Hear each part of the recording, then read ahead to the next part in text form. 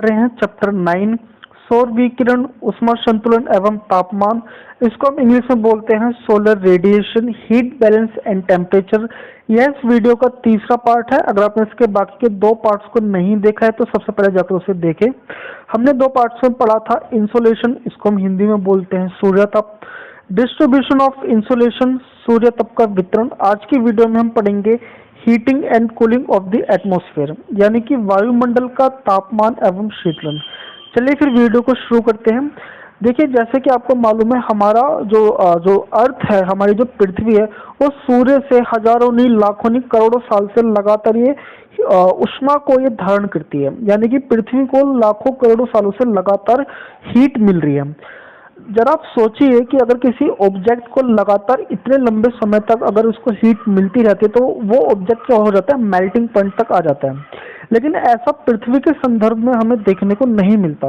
इसका कारण यह है कि पृथ्वी अपने आप को कभी ओवर हीट होने ही नहीं देती, ये अपने आप को ठंडा भी करती है। तो देखिए, पृथ्वी के ज़्यादा गर्म ना होना और अपने आप को ठंडे करने की प्रक्रिया को हम 6 भाग में हम इसको समझ सकते हैं। पहला है, जो 6 फैक्टर्स है वो ये हैं। पहला है रेडिएशन, दूसरा कंडक्शन, तीसरा है कन्वेक्शन, चौथा है एडवेक्शन, टेरेस्ट्रियल रेडिएशन और हीट बजट। तो इन 6 फैक्टर्स के माध्यम से ही पृथ्वी कभी भी ओवर हीट नहीं होती, ठीक है जी। और इन्हीं के माध्यम से ही पृथ्वी अपने आप को ठंडा रखने में भी कामयाब होती है। देखिए, वैसे तो आपके 6 के 6 पॉइंट्स ही काफ़ी इंपॉर्टेंट है, लेकिन एग्जाम पॉइंट ऑफ व्यू से देखा जाए तो पृथ्वी का ऊष्मा बजट ये बहुत ज़्यादा इंपॉर्टेंट है। ये आपके एग्जाम पॉइंट ऑफ व्यू से काफ़ी बार आपसे ये क्वेश्चन पूछा जाता है, तो इसको आप विशेष महत्व दीजिएगा। चलिए फिर जानते हैं विकिरण यानी कि रेडिएशन के बारे में। देखिए, रेडिएशन को समझने से पहले आप इसके बेसिक प्रिंसिपल्स को समझिए। देखिए, जैसे कि आपको मालूम है, कोई भी ऑब्जेक्ट गर्म कैसे होता है? ऑब्वियसली ये हीट से होता है। जब हीट किसी ऑब्जेक्ट के कांटेक्ट में आएगी तभी वो ऑब्जेक्ट गर्म होता है। लेकिन आप यहाँ पर समझिए कि हीट ट्रैवल कैसे करती है। तो देखिए, किसी भी ऑब्जेक्ट को गर्म करने के लिए हीट 2 तरीके से ट्रैवल करती है। पहला तरीका है शॉर्ट वेवलेंथ, इसको हम हिंदी में बोलते हैं लघु तरंगे। दूसरा तरीका है लॉन्ग वेवलेंथ, इसको हम हिंदी में बोलते हैं दीर्घ तरंगे। तो देखिए, किसी भी ऑब्जेक्ट को गर्म करने के लिए जो हीट है वो जो गमन करती है, जो ट्रैवल करती है, वो 2 ही तरीकों से करती है। एक है शॉर्ट वेवलेंथ और दूसरी है लॉन्ग वेवलेंथ। चलिए फिर अब आइए इसी चीज को हम अर्थ के कॉन्टेक्स्ट में समझते हैं। देखिए, जैसे कि आपको मालूम है कि जो अर्थ पर जितनी भी एनर्जी आती है वो सिर्फ और सिर्फ एक ही सोर्स से आती है, वो है सन। सन से अर्थ पे जो एनर्जी आती है वो आती है शॉर्ट वेव लेंथ में, ठीक है जी। जैसे कि मैंने आपको बताया था कि जो हीट है वो जो ट्रैवल करती है वो सिर्फ 2 ही माध्यम से करती है, एक होता है शॉर्ट वेव लेंथ और दूसरी होती है लॉन्ग वेव लेंथ। तो जो सन से जो एनर्जी आती है अर्थ के ऊपर, तो ये आती है शॉर्ट वेव लेंथ पे, ठीक है जी। अब जैसे कि आपको मालूम है, कोई भी चीज अर्थ पर आती है तो सबसे पहले उस चीज को किस में से गुजरना पड़ता है, उसको गुजरना पड़ता है एटमॉस्फेयर से। तो देखिए, जैसे ही जो सन की जो किरणें हैं, सन की किरणें जैसे ही एटमॉस्फेयर पे आती हैं तो ये आती है, किस में आती है, शॉर्ट वेवलेंथ में आती है। और शॉर्ट वेवलेंथ में हमारा जो एटमॉस्फेयर है वो ज्यादा हीट को एब्जॉर्ब नहीं कर पाता, यानी कि ये कम ही हीट को एब्जॉर्ब कर पाता है। तो अब ये मान के चलिए, ये है हमारा एटमॉस्फेयर, इसके नीचे ये है हमारा जमीन, यानी कि जो लैंड सरफेस होता है ये है लैंड सरफेस। जब ये हीट जब शॉर्ट वेवलेंथ में ट्रैवल करती है और ये हमारे अर्थ सरफेस से टकराती है, और जो अर्थ सरफेस जब इसको रिफ्लेक्ट करता है तब इसके यहाँ पर वेवलेंथ हो जाती है चेंज। यहाँ पर थी ये शॉर्ट वेवलेंथ, और जैसे ये अर्थ से टकराती है और रिफ्लेक्ट होती है तब ये चेंज हो जाती है, ये हो जाती है लॉन्ग वेवलेंथ में। तो इस प्रक्रिया को हम बोलते हैं टेरेस्ट्रियल रेडिएशन, ठीक है जी।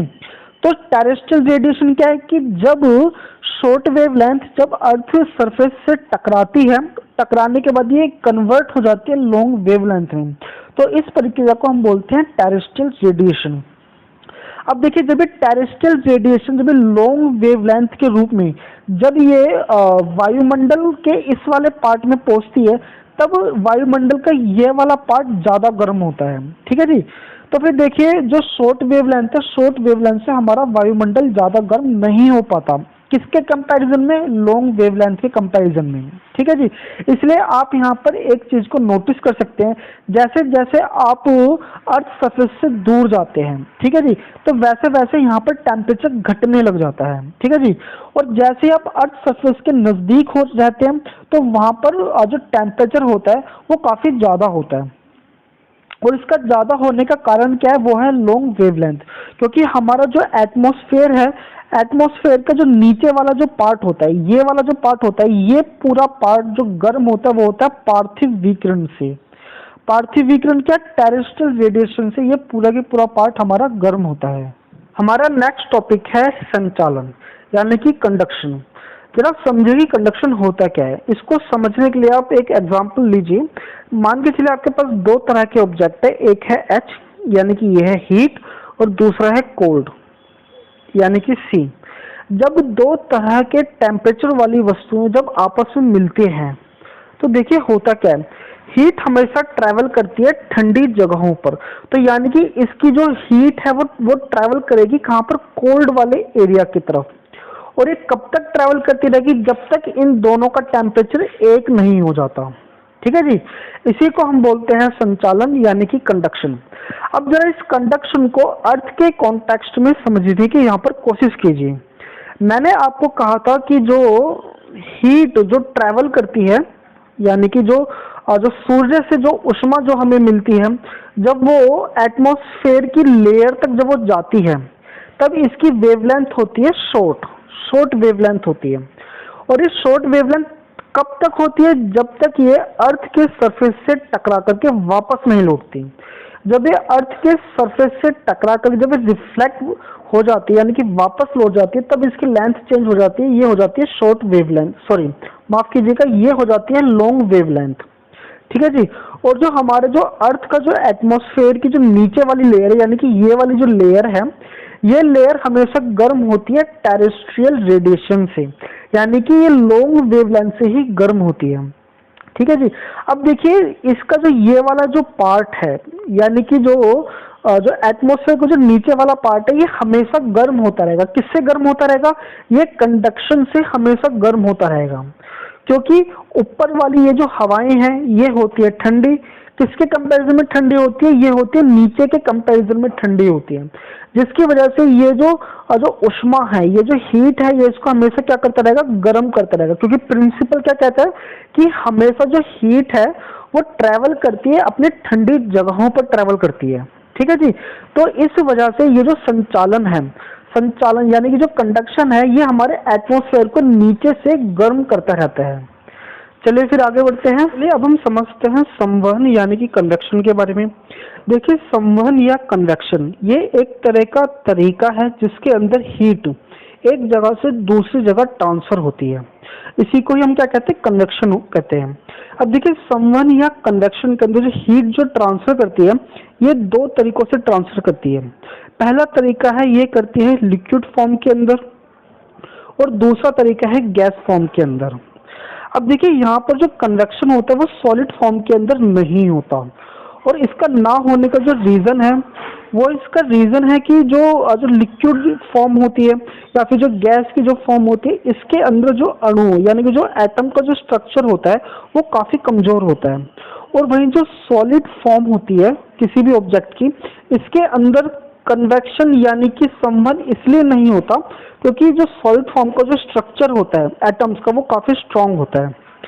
चलिए फिर आइए समझते हैं संवहन यानी कि कन्वेक्शन को अर्थ के कॉन्टेक्स्ट में हम यहाँ पर समझते हैं। हमने कुछ देर पहले ही पढ़ा था कि हमारा जो वायुमंडल है वो शॉर्ट वेवलेंथ से ज़्यादा गर्म नहीं होता, बल्कि ये लॉन्ग वेवलेंथ से ही ज़्यादा गर्म होता है। जैसे कि आप जानते हैं कि जो सूर्य की किरणें जब एटमॉस्फेयर के अंदर घुसती हैं तब इनकी जो वेवलेंथ होती है ये होती है कैसी? शॉर्ट वेवलेंथ होती है। ये होती है शॉर्ट वेवलेंथ। जब ये अर्थ के लैंड सरफेस से जब ये टकराती है तो टकराने के कारण जब ये रिफ्लेक्ट होती है तो इसकी जो वेवलेंथ है वो चेंज हो जाती है।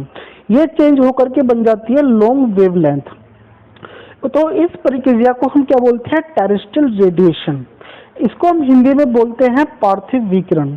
और आप जानते हैं कि हमारा जो वायुमंडल है वो नीचे से, यानी कि जो वायुमंडल का जो सबसे नीचे वाला पार्ट है वो पार्थिव विकिरण यानी कि टेरेस्ट्रियल रेडिएशन से ही गर्म होता है। अब देखिए, जैसे कि आपको मालूम है कि हमारा जो वायुमंडल है वो शॉर्ट वेवलेंथ से ज़्यादा गर्म नहीं हो पाता, बल्कि हमारा वायुमंडल ज़्यादा गर्म किससे होता है? ये होता है टेरेस्ट्रियल रेडिएशन से। अब जैसे कि आपको मालूम है कि जो वायुमंडल का जो ये वाला पार्ट है, यहाँ से सूर्य की किरणें आती है शॉर्ट वेवलेंथ से, जिसकी वजह से ये वाला पार्ट गर्म नहीं होता, जिसकी वजह से यहाँ पर क्या होता है? कोल्ड एयर होती है यहाँ पर, यानी कि ये पार्ट ठंडा होता है। और वही टेरेस्ट्रियल रेडिएशन से हमारा जो वायुमंडल का जो नीचे वाला पार्ट होता है ये कैसा होता है? ये होता है गर्म। क्यों गर्म होता है? क्योंकि इसको गर्म कौन सी किरणें करती हैं? वो करती हैं पार्थिव विकिरण, इसको गर्म करती है। अब जरा आप इस कॉन्सेप्ट को समझिए कि कोल्ड एयर और हॉट एयर ये किस तरह से रिएक्ट करती हैं।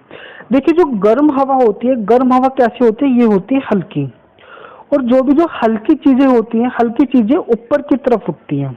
ठीक है जी। अब जरा इसके दूसरे कॉन्सेप्ट को आप जरा यहाँ पर समझिए कि हमारी जो ठंडी हवा होती है, ठंडी हवा का जो वेट होता है वो काफी ज्यादा होता है। किसके कंपैरिजन में? गर्म हवा के कंपैरिजन में ये हवा भारी होती है, जिसके कारण जो ठंडी हवा होती है, ठंडी हवा नीचे उतरने का काम करती है। ठीक है जी। तो फिर अब आपके पास यहाँ पर दो आपके पास स्लैब है। एक स्लैब कौन सा वाला है? हॉट एयर वाला, और दूसरा जो स्लैब है हमारे पास वो है कोल्ड एयर वाला। तो आपको मालूम है कि जो ठंडी हवा है वो उतरेगी नीचे की तरफ, है ना, और जो हमारी जो गर्म हवा है वो बढ़ेगी ऊपर की तरफ, क्योंकि गर्म हवा कैसी होती है? ये भारी होती है। अब देखिए होता क्या है कि जो हमारी जो गर्म हवा होती है, गर्म हवा ऊपर की तरफ बढ़ती है। ठीक है, जिसके कारण ये जो गर्म हवा ये ठंडी हवा का स्थान ले लेती है, और जो हमारी जो ठंडी हवा है वो यहाँ पर नीचे उतरने का काम करती है। ठीक है जी। हमारी जो ठंडी हवा है वो यहाँ पे नीचे उतरने का काम करती है। जब ये ठंडी हवा जब गर्म हवा के स्थान पर आ जाती है, तब ये ठंडी हवा फिर से टेरेस्ट्रियल रेडिएशन से फिर से गर्म हो जाती है, और ये जो साइकिल है ये हमेशा चलता रहता है। ठीक है जी।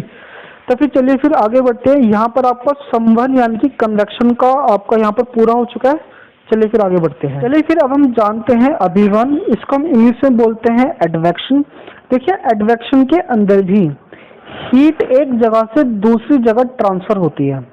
अब जरा समझिए कि ये जो अभिवहन है ये है क्या। अभिवहन को समझने से पहले हम यहाँ पर हवाओं के प्रिंसिपल को हम यहाँ पर जान लेते हैं कि जो एयर के प्रिंसिपल, बेसिक प्रिंसिपल्स क्या हैं। देखिए, जो हमारी जो हवा है यानी कि जो एयर है ये दो ही तरह की होती है। पहली होती है हॉट एयर, जिसको हम क्या बोलते हैं? गर्म हवा बोलते हैं। दूसरी होती है हमारी कोल्ड एयर, जिसको हम क्या बोलते हैं? ठंडी हवा बोलते हैं। अब देखिए, हमारी जो गर्म या जो ठंडी हवा है ये किस तरह की होती है? देखिए, हमारी जो गर्म हवा है यानी कि जो हमारी जो हॉट एयर है ये होती है लो प्रेशर की। ठीक है जी। और जो हमारी जो ठंडी हवा है ये होती है हमारी हाई प्रेशर की। ठीक है जी। अब देखिए, जो हाई प्रेशर वाली जो हवाएं हैं ये किस तरह से रिएक्ट करती हैं। देखिए, हाई प्रेशर वाली हवाएं हमेशा लो प्रेशर की तरफ जाती हैं। ठीक है जी। ये प्रिंसिपल है, ये यूनिवर्सल प्रिंसिपल है, और ये प्रिंसिपल हर एक जगह एक जैसा ही काम करता है। तो जहां पर लो प्रेशर क्रिएट होगा तो वहां पर अपने आप ही हाई प्रेशर वाली हवाएं अपने आप ही आएंगी। ठीक है जी। अब देखिए, अब यहाँ से एडवेक्शन की कहानी शुरू होती है। देखिए, जब लो प्रेशर यानी कि गर्म हवा, ठीक है, यहाँ पर है गर्म हवा, और कोल्ड हवा यानी कि जो हमारी जो शीत हवा है यानी कि जो हमारी जो ठंडी हवा है। तो ठंडी हवा कैसे होती है? होती है हाई प्रेशर।